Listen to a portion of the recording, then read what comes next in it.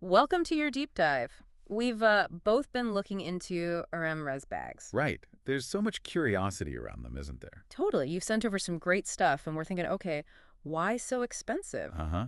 And who's actually buying these things? Exactly. And how are they even made? Like the actual process. Plus, the middle one. Yeah. What does it take to, get your hands on one? And why, after all this time, are they still such a huge deal? Yeah, the enduring appeal.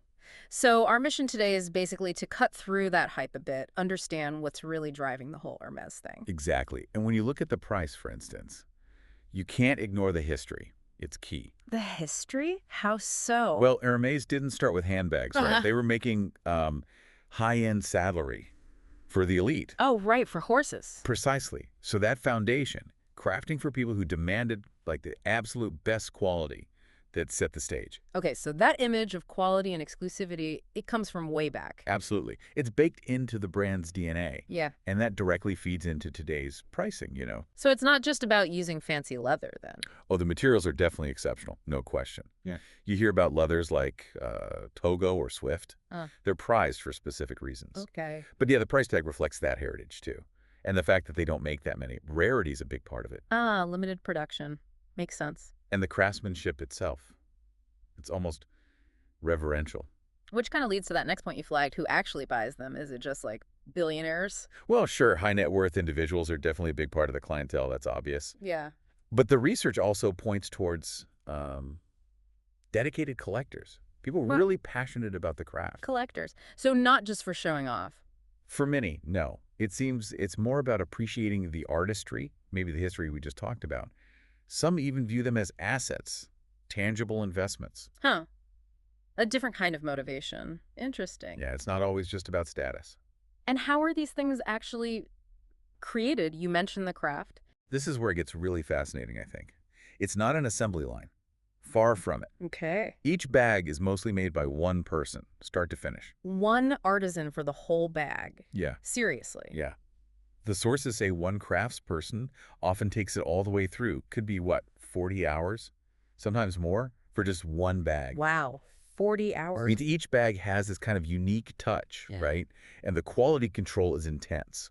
They even use specific stitching techniques like saddle stitching that comes straight from their equestrian roots. That's incredible. It really highlights the human element. Okay, Yeah. I can see how that adds to the value, the exclusivity. Definitely. Now, you also brought up something about the criteria for buying. Like, it's not just about having the money. Right. It's often not as simple as just walking into a boutique and saying, I'll take that Birkin. So what is the deal then? Well, the understanding, and your research hints at this too, is that building a relationship with the brand can be beneficial. Yeah. Especially for the really iconic bags, the Brokens, the Kellys. A relationship. What does that mean? Buying other stuff first. It seems to be part of it sometimes, yeah. Mm-hmm. Buying scarves or belts or, other items over time. It shows you're genuinely interested in Hermes world, not just grabbing a status symbol. So it's less like buying a product and more like joining a club. Kind of, yeah. Becoming part of their established clientele. It's a more subtle process. Fascinating. Okay, so last question then. Why? Why are they still so popular after all these years, despite the cost, despite the maybe tricky buying process? I think, as your sources suggest, it's really a mix of everything we've touched on. Okay, You've got the powerful image of luxury, that deep-rooted history. right, the heritage, You have the undeniable, very visible craftsmanship. People see the quality. the 40-hour bag. Exactly. Yeah.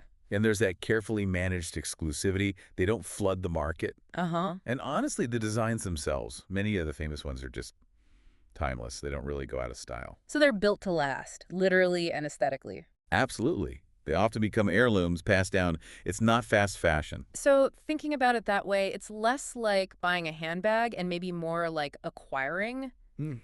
a piece of functional art Yeah, with the whole story attached. that's a great way to put it. Yeah. And it does make you think, doesn't it, about luxury in general. How so? Well, what are we really valuing when we desire something like an Hermes bag?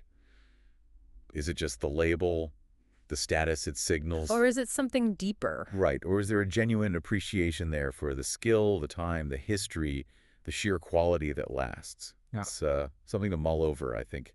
But what does value really mean when it comes to objects like these?